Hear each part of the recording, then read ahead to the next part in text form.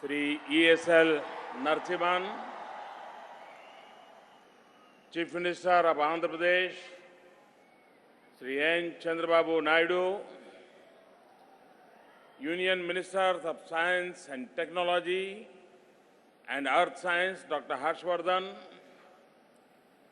Union Minister of State for Science and Technology and Earth Sciences, Sri Y.S. Chaudhary, General President of the Indian Science Congress Association, Professor D. Narendra, Vice Chancellor of Sri Venkateshwar University, Professor A. Damodaran, distinguished delegates, ladies and gentlemen, I am delighted to begin the new year with distinguished scientists from home and abroad in the holy city of Tirupati. I am happy to inaugurate this 104th session of the Indian Science Congress in the panoramic campus of this Venkateshwara University.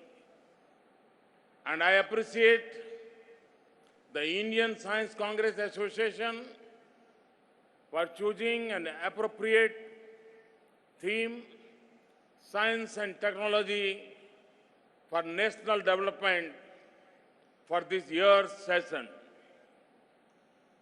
Distinguished delegates, the nation will always be grateful to the scientists who have worked tirelessly to empower our society by their vision, labor, and leadership.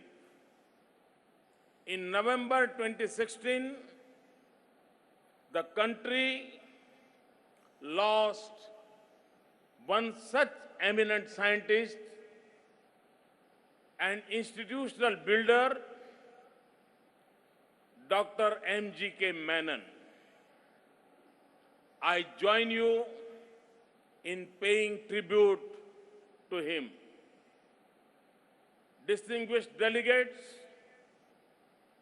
the speed and scale of changes we encounter today are unprecedented. How are we going to respond to these changes and challenges that we do not even know could arise? It is a deep-rooted curiosity, scientific tradition which allows quick adaptation to new realities. Tomorrow's experts will come from investments we make today in our people and infrastructure. My government is committed to supporting different streams of scientific knowledge, ranging from fundamental science to applied science, with emphasis on innovations. Distinguished delegates, in the last two sessions of the Science Congress, I presented before you several key challenges and opportunities for the nation. Some of these important challenges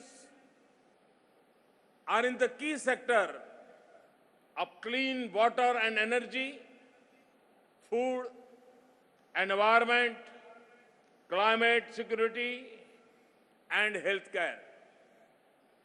We equally need to keep an eye on the rise of disruptive technologies and be prepared to leverage them for growth. We need to clearly assess the challenges and opportunities for our technology readiness and competitiveness. I have been told that the technology vision 2035 document released in last year's Science Congress is now developing into a detailed roadmap for 12 key technology sectors. Further, Niti Aayog is evolving a holistic science and technology vision for the country. One important area that needs to be addressed is the rapid global rise of cyber physical systems. This has the potential to pose unprecedented challenges and stresses to our demographic dividend. But we can trust into a huge opportunity by research, training, and skilling in robotics, artificial intelligence, digital manufacturing, big data analysis, deep learning, quantum communication, and Internet of Things.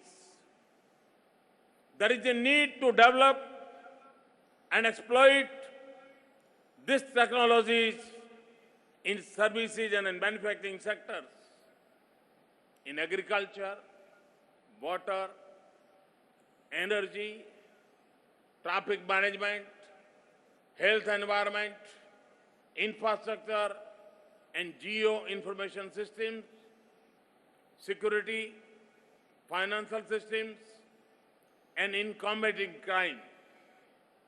We need to develop an inter-ministerial national mission in the cyber physical systems to secure our future by creation of basic R&D infrastructure, manpower, and skills. Distinguished ladies and gentlemen, the oceans that surround the Indian peninsula have over 1,300 of our islands. They also give us a 7,500 kilometer coastline and 2.4 million square kilometers of exclusive economic zone.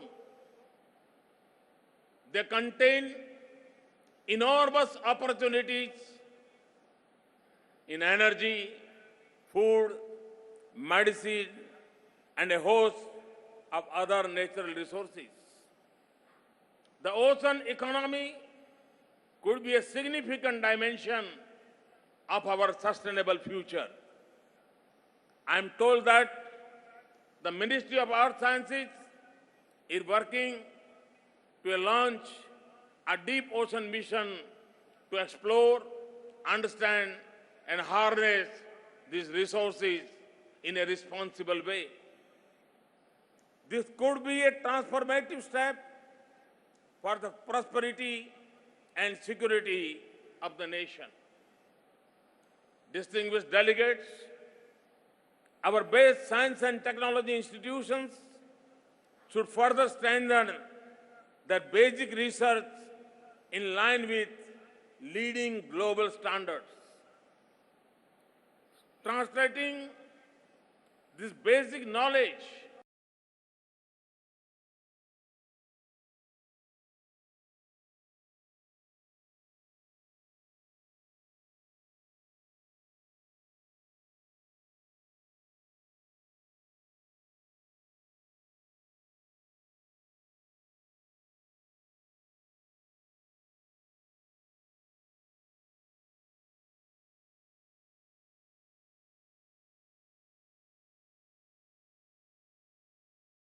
against the world average growth rate of about 4%.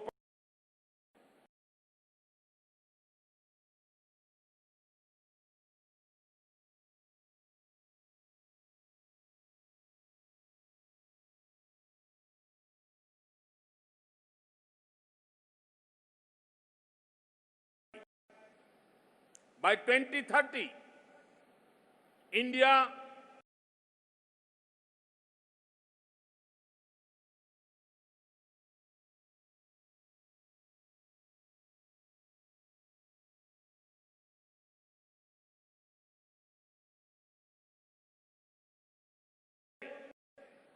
will achieve this goal. Distinguished delegates,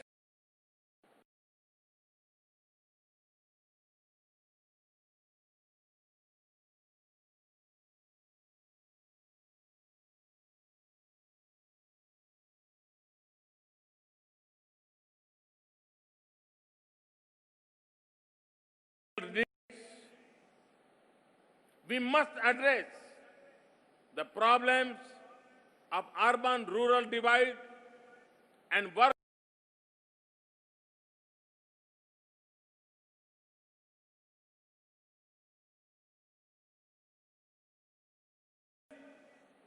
There is a need for a new overarching structure that will coordinate with all the relevant stakeholders.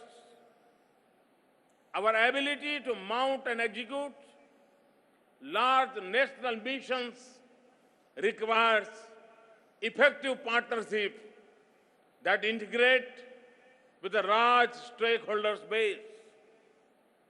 The effectiveness of these missions can be ensured only by getting out of our deep-rooted silos and adopting a collaborative approach which is essential to address our multifarious development challenges rapidly and effectively. Our ministries, our scientists, R&D institutions, industries, startups, universities, and IITs all should work together seamlessly. In particular, our infrastructure and socio-economic ministries must make appropriate use of science and technology. Our institution could consider inviting outstanding scientists from abroad, including NRIs, for long-term research associations. We should involve foreign and NRI PhD students in postdoctoral research in our projects. Another empowering factor for scientific delivery is the ease of doing science. If we want science to deliver, we must not constrain building a strong science and technology infrastructure that is accessible to academia, startups, industry, and R&D labs is a priority for the government. We need to address the problems of ease of access, maintenance, redundancy, and duplication of expensive equipment in our scientific institutions. The need of establishing professionally managed large regional centers in PPP model housing high-value scientific equipment should be examined. On the lines of corporate social responsibility, the concept of scientific social responsibility needs to be introduced to connect our leading institutions to all stakeholders, including schools and colleges. We must create an environment for sharing of ideas and resources. The brightest and best in every corner of India should have the opportunity to excel in science. This will ensure that our youth get high-end training exposure to the best of science and technology to make them job-ready in a competitive world. To this end, I would exhort the national laboratories to connect with schools and colleges to develop appropriate training programs. This will also help with the effective use and maintenance of our vast scientific and technological infrastructure. Laboratories, research institutions, and universities in each major city region should be interlinked to function on a hub and spoke model. The hubs will share major infrastructure, drive our national science missions, and be the engines that link discovery to applications. College teachers with background in research can be connected to the neighboring universities and R&D institutions. Outreach activities from the institutions of eminence to schools, colleges, and polytechnics will activate the latent science and technology manpower from the educational institutions in your neighborhoods. Distinguished delegates, seeding the power of ideas and innovation in school children will broaden the base of our innovation pyramid and secure the future of our nation. As a step in this direction, Ministry of Science and Technology is initiating a program focused on students of classes 6 to 10. The program will scout, mentor, reward, and showcase 10 lakh top innovative ideas focused on local needs from 5 lakh schools. We must provide equal opportunities to the girl child to enroll and excel in the underrepresented disciplines of science and engineering and ensure continued participation of trained women scientists in nation building. Distinguished delegates, for a large and diverse country like India, technology needs to span a wide range from advanced space, nuclear, and defense technologies to rural development needs in providing clean water, sanitation, renewable energy, community health, etc. While we excel globally, we also need to develop local solutions that fit our unique context. There is a need to develop appropriate micro-industry models for the rural areas that use local resources and skills to meet the local needs and generate local enterprise and employment. For example, we should develop a host of technologies based on efficient co-generation for clusters of villages and semi-urban areas. This technology should aim to convert agri and bio-waste to satisfy multiple needs of electricity, clean water, crop processing, and cold storage. Distinguished delegates, the role of science in planning, decision-making, and governance has never been more important. We need to develop and deploy geo-information systems to meet the development goals of our citizens, gram panchayats, districts, and states.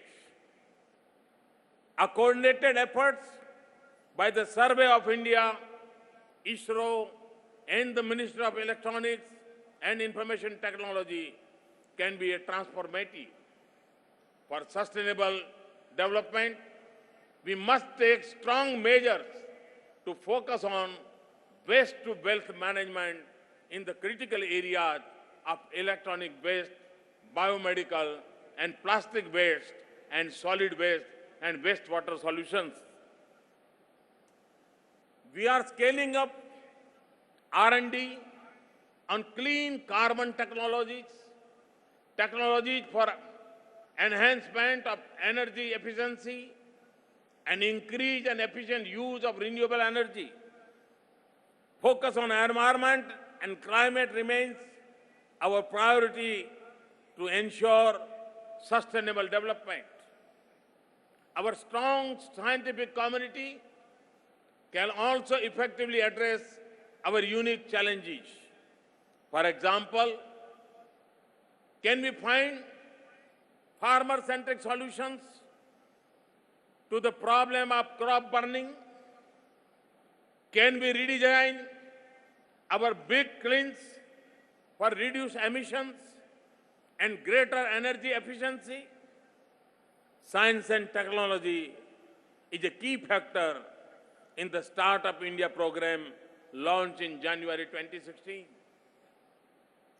Two other strong initiatives are Atal Innovation Mission and Nidhi, the National Initiative for Development and Harnessing Innovations.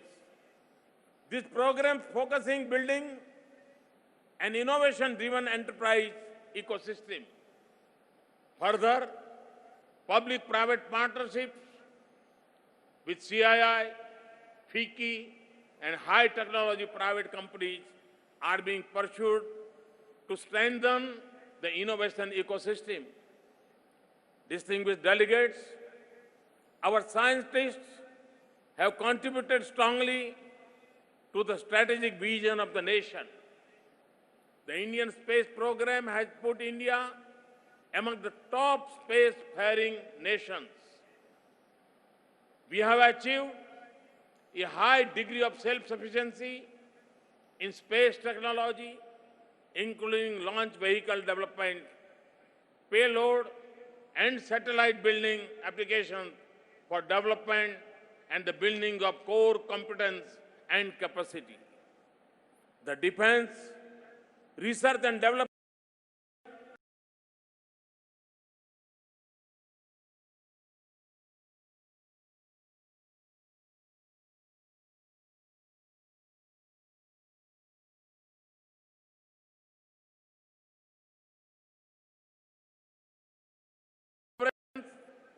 based on the principles of mutuality, parity,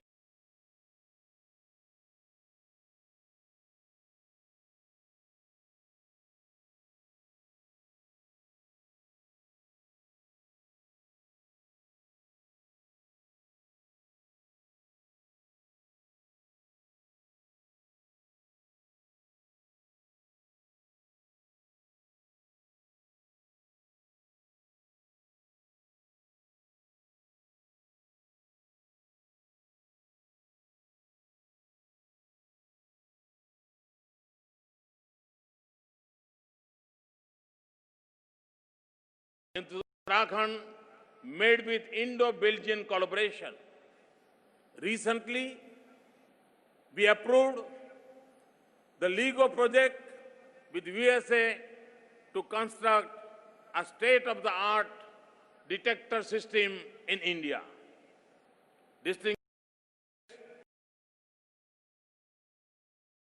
I wish to reiterate that the government remains committed to provide the best support to our scientists and scientific institutions. I'm sure that our scientists will scale up their efforts ranging from the quality of basic science to technology development to innovation. Let science and technology become a strong tool of inclusive development and betterment of the weakest and poorest segments of our society. Together, we will prevail to make a just, equitable, and prosperous nation. Jai Hind. Thank you.